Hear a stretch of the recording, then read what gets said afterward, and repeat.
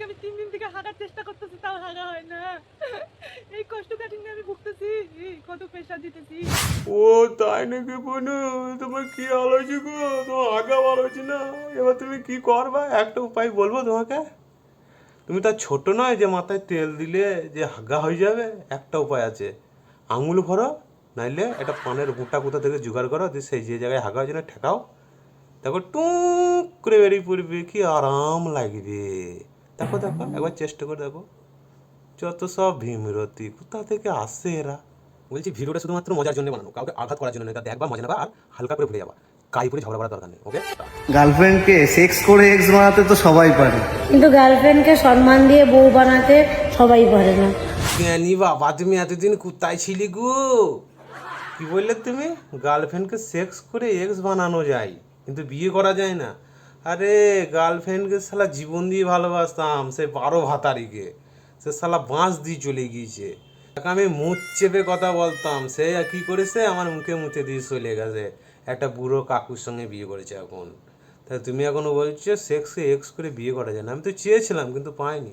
এইটাই ভালোবাসা। আর কাউকে যদি ভালোবাসো তাকে বিয়ে করে বউ বানাও। একদম। বিয়ে করে কোথায় বউ হলো গো দাদা আর বৌদি? এটা গান শুনে যাই। জীবন দিয়া যারে আমি বেঁচেছিলাম ভালো, সে আমায় মুখে মুতে দিয়ে কেন চলে গেল। গাইস, আজকে কিন্তু আমরা খাবো ফ্রাইড রাইস। ফ্রাইড রাইস খাবো, সঙ্গে তো চাকুন কথা বলছি। কি বলছিস?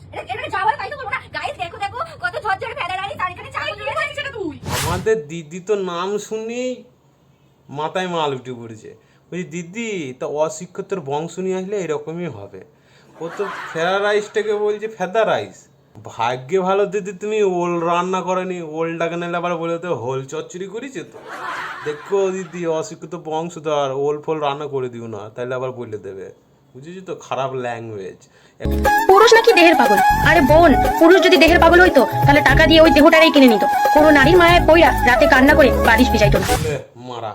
আর একটা বার জ্ঞানী মহারাজ আমাদের বুনু চলে এসেছে। বলছি বুনু, টাকা দিয়ে সে কিনতে পারবে না, সে বহু টাকার দাম। সে রাশিয়ানের স্বপ্ন দেখে, বুঝেছো? আলতু ফালতু স্বপ্ন দেখে না, সে টাকা দিয়ে কিনতেও পারবে না। গো বুনু, তুমি এরকম জ্ঞান কোথা পাও বুনু? রাত্রিরে ঘুম আসে তো, একটা বুদ্ধিমতি দাও, আমাদের বুদ্ধি বুদ্ধি কিছু নাই।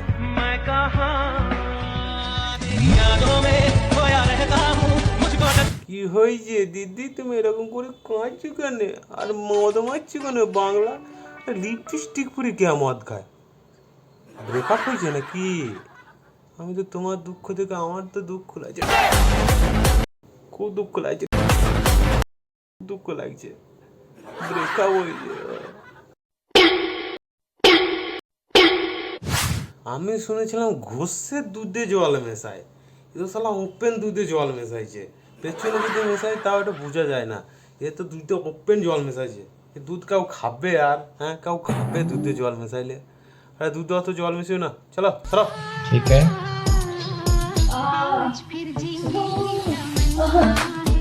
কি মরা, এবার কি ডাক্তার রে? এ তো পোদ্দা আঙুলে ভরে গু বার করে দেবে।